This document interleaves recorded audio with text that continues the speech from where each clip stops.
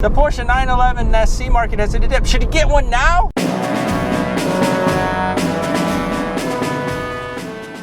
Hi, it's David. Are you looking for sports car reviews, how-tos, and ramblings while driving a Porsche? Then subscribe now and ring that bell so you won't miss another update. Last year, prices of the Porsche 911 SC hit the top. They hit the roof.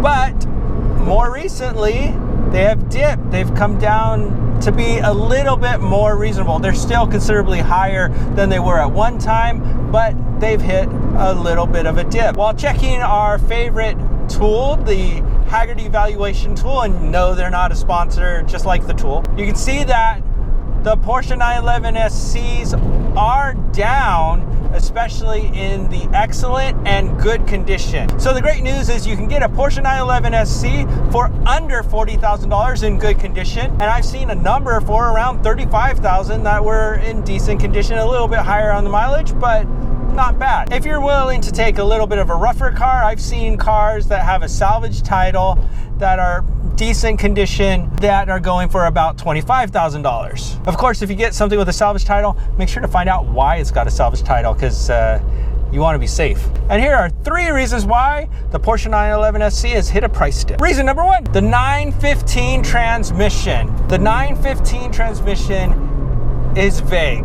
It's a bit like having a bowl of oatmeal and you're shifting in it. The transmission that followed it was the 950, and it is a revelation. The good news is some 911 SC's owners have put a G50 transmission in there, so you might get one with that, but it's not guaranteed.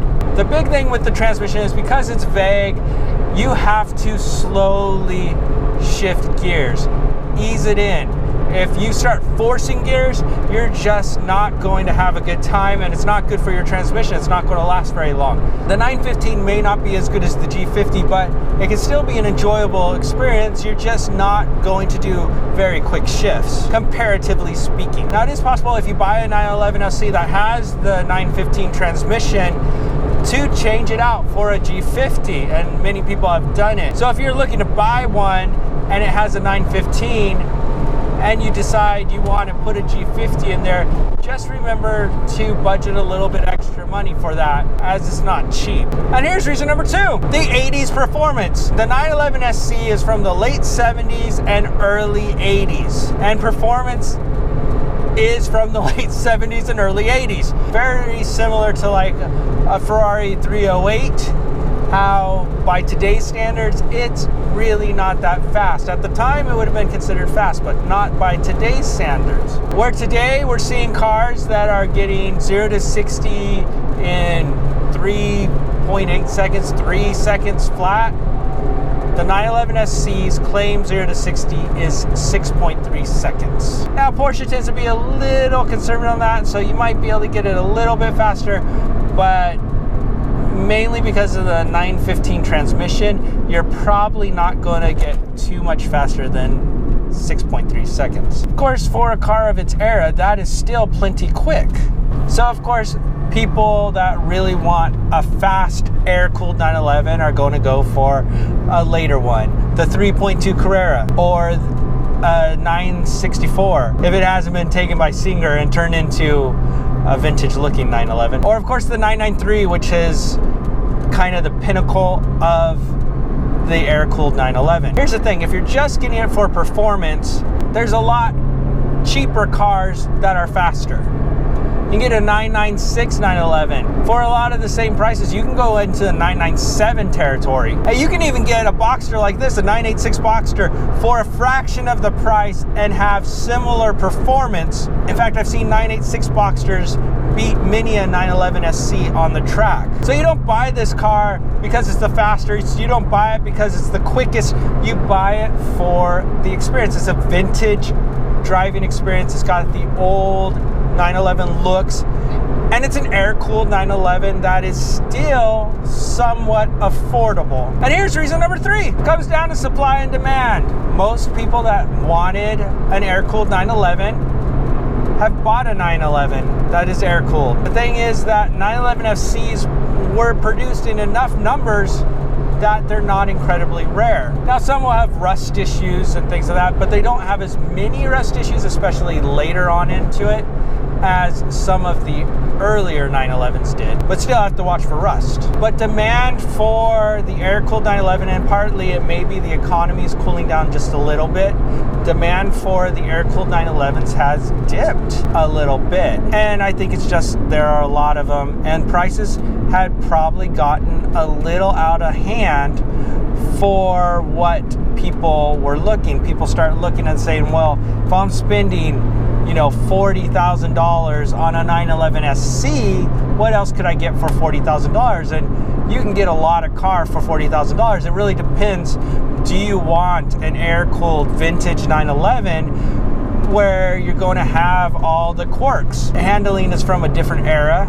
It's fun, but it's different. The air conditioner doesn't work very well. It's a bit like an asthmatic blowing at you through a straw. So there are better options for cars, just strictly as a better drive. Now, better doesn't always mean what you should get, right? Something that's faster, more modern, has modern conveniences, has good air conditioning, isn't necessarily the most fun car to drive. It really depends on what you want. If you want a 911 SC as an extra weekend car, that's just going to be a fun car to take around. You're going to take it to vintage car shows. Especially as it gets older, it's going to go up in value, not really depreciating anymore. Especially if you buy it now, you're probably not going to lose money on it. It may go down a little bit more, but it's probably not going to lose a ton of money on it at any time. And if you hold on to it for 10, 15 years, over time it will go up because they can't make air-cooled 911s anymore.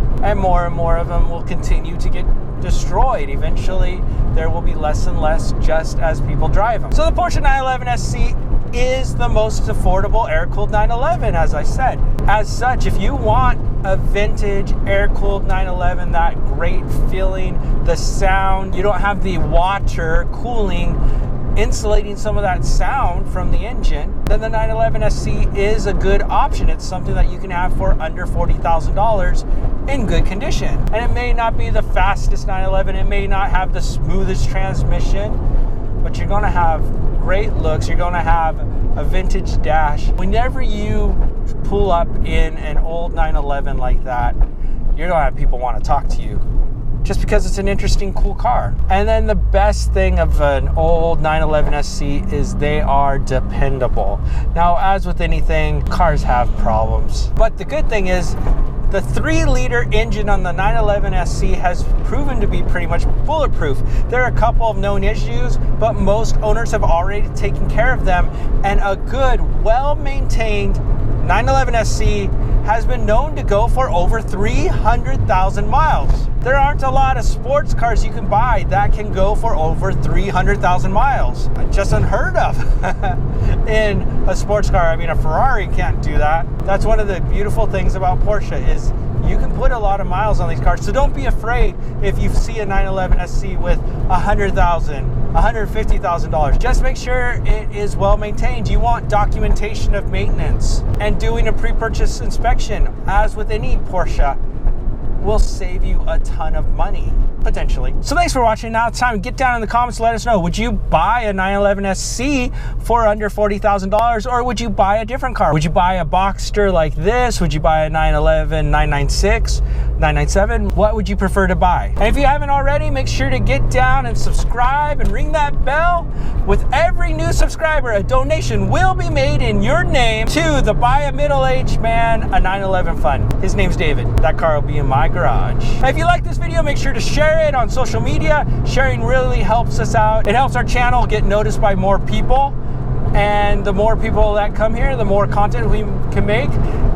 And maybe we can invest in a better camera that doesn't shake. And for all of you that are regular viewers and subscribers, thanks so much. You guys make all this possible, and you make it fun. Without you, this just would not be much fun. Just be me sitting in a car talking, which is kind of what crazy people do. Might be a little crazy. If you like this video, make sure to give it a big thumbs up. I think they fixed the thumbs down button, so I'm not even going to talk about it in this video. Those who've watched for a while know what I'm talking about. So thanks so much for watching, and we'll see you next time.